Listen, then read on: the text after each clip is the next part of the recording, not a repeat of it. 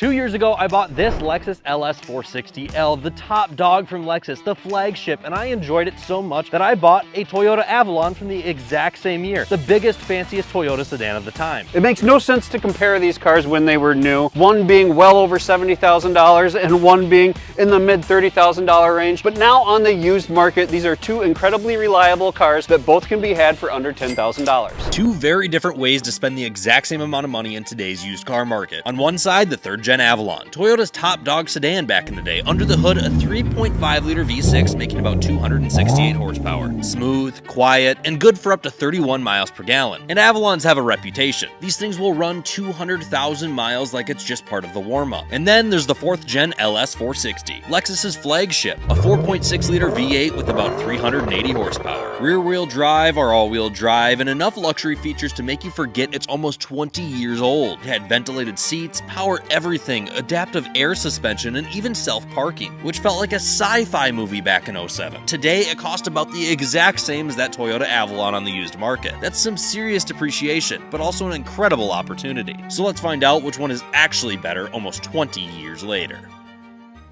Hello everyone and welcome to Performance on Wheels. My name is Todd. My son Austin and I, we make all sorts of videos on all sorts of different cars. We make videos on some of the best off-road rigs you can buy on the market today. We also enjoy some of the fastest, funnest sports cars that are out there. But today, we slow things down a bit. We ride in style. We really enjoy making videos on these older cars that we all can afford. And you guys are enjoying these videos as well. You're liking on them, you're commenting on them, but there's still 95% of you that are not hitting that subscribe button. Do us a favor, as we get chauffeured into today's video, hit the subscribe button. Now let's get after it. I am very excited for today's video. We're going to be checking out the best car from Toyota from the early 2000s and the best car from Lexus. Now, one thing that's super interesting is this Lexus actually has over 240,000 miles on it, where this Toyota has around 160. Today, we're going to take them both for a nice long drive. We're going to throw them up in the air, and we're going to see truly what the differences are between these two vehicles, now that both can be purchased for under $10,000. Some things that are not different about these two vehicles is the size. These are very similar when it comes to the length, the width, the height. Everything is very similar. The LS 460 is about an inch wider. It has a 6-inch longer wheelbase, but all other measurements are within fractions of inches, essentially. The one item that is not similar is the weight, however. The LS 460 is almost 700 pounds more than the Avalon. I think we just have to start this review comparing these two cars on the interior, because that is what this Lexus is specifically known for. Now, this isn't just any normal LS 460. This is the LS 460L, which means it has a lengthened wheelbase. It has a larger back seat. It's made to carry occupants in the rear, but that does not mean that they dismiss the front by any means. This is another level on top of the Avalon, and it really emphasizes that $30,000–$40,000 original MSRP difference when you get behind the wheel of this thing. The amount of seat adjustments are unbelievable. The overall interior technology is unlike any car that was around at the time. We're talking a car that can park itself. Adaptive cruise control is available. Air suspension was available. I highly recommend not getting it on the used market, and we'll check that out when we get this thing up on the lift. We have rear shades that power open and close. We have this infotainment system that even 20 years later still feels relatively modern comparing it to some other cars that are on the market. And this beautiful leather wrapped steering wheel, leather wrapped dash, wood that runs along the entire interior. There is not a single part of this interior that they skimped out on. Heck, even the headliner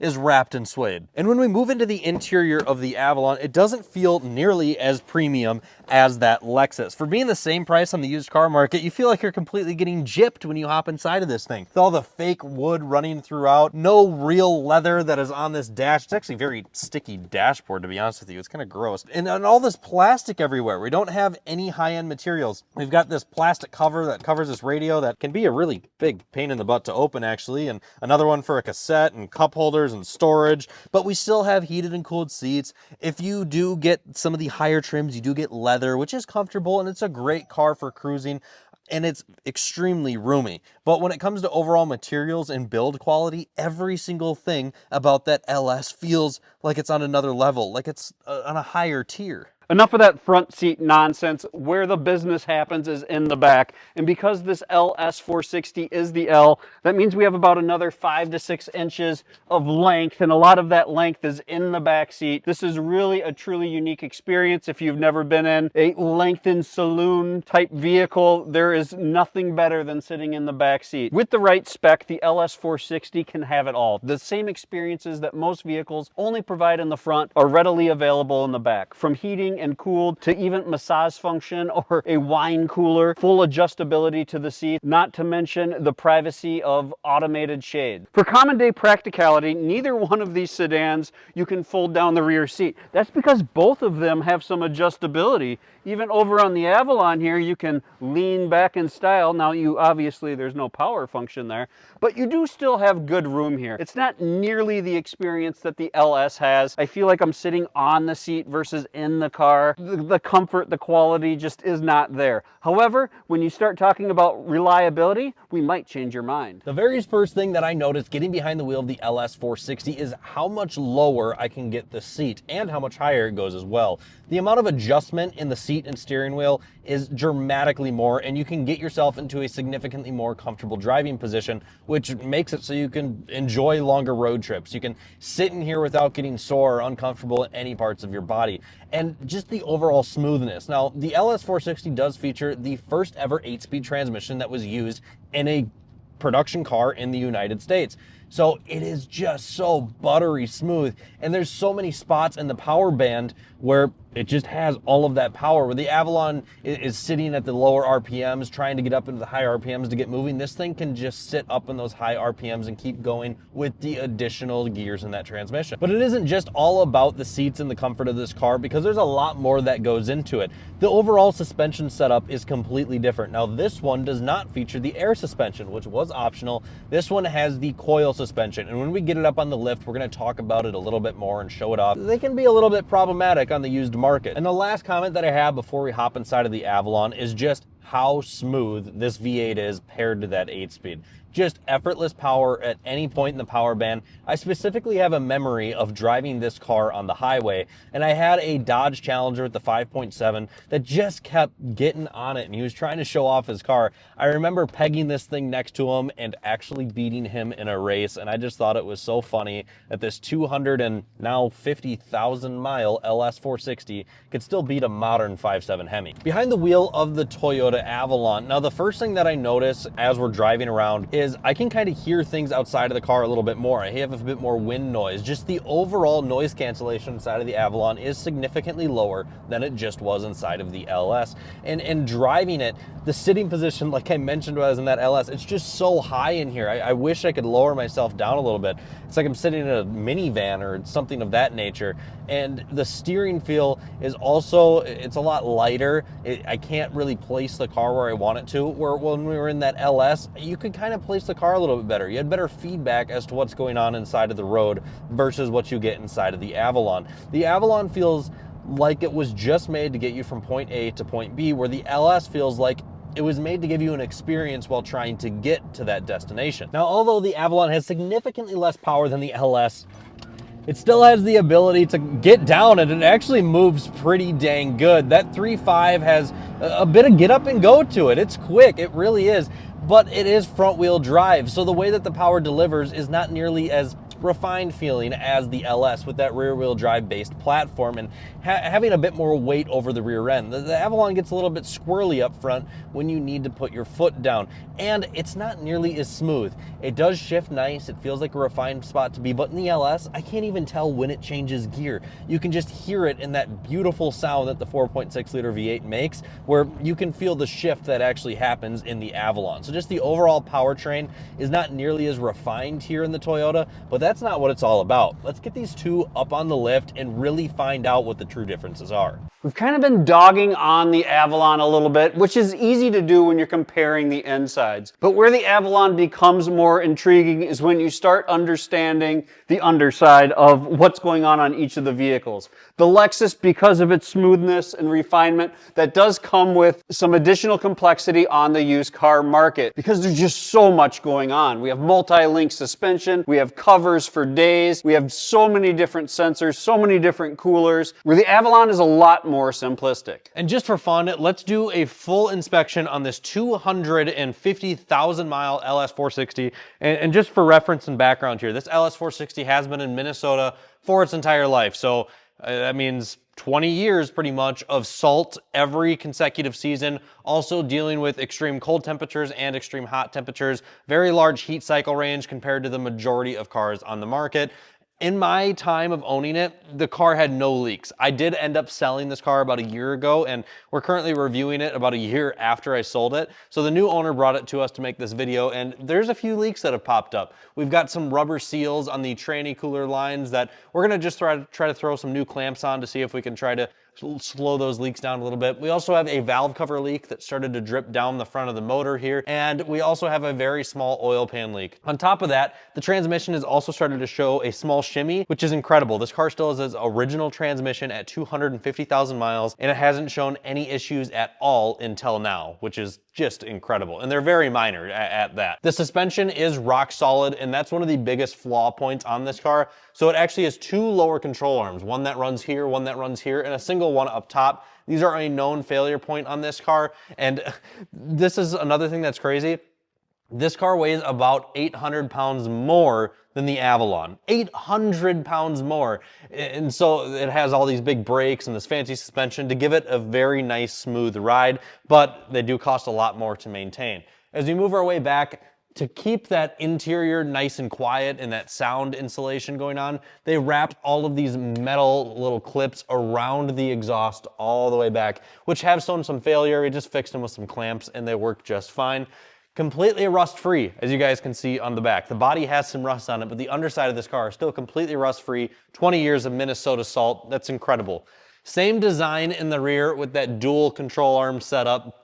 In fact, it kind of looks like a tri-control arm setup with the way this trailing arm is set up. And then it has the two control arms up top as well. Just super complex suspension, but once again, still no issues in this car's ownership. But on the lower side is not the only spot where this car is known to have issues. There's some ABS module issues and items like that.